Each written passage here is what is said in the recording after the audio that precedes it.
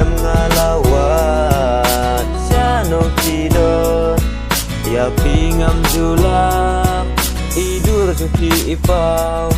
Ya pingakin mau Lerjing itong kikabe Mensim ngakin dek Ngasya ya kubriu Ya pinga potniu Mensim ngaleng Ya pinga apsya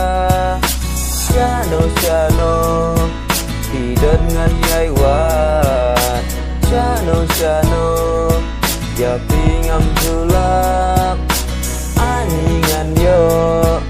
Mensim ngadat ngen Aningan syem Mantruk haku syadem Ku mapi Syai ngan Ku mapi Hai kingan lap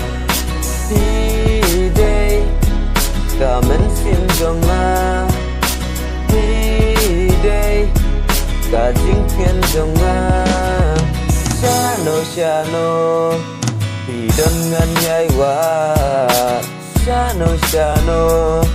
Ya pingam julak Ku mapi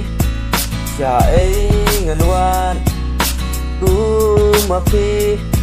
Hai kenyan lap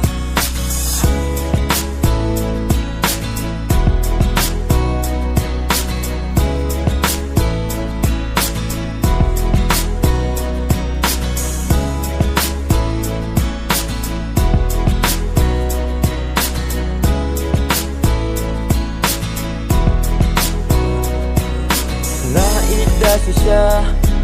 Ngam kwa pin ngay na na Ya pinga một hộp Ngam qua ban đằng hộp Xa khi đôi nôn dòng Saat ngay nghi đôn mặt ta Sun berdeng bapangan Nga qua ban đôn rekat Syano syano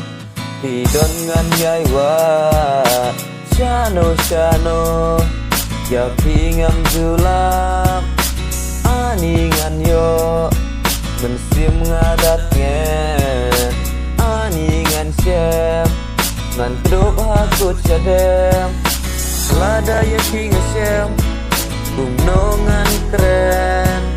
Syano syano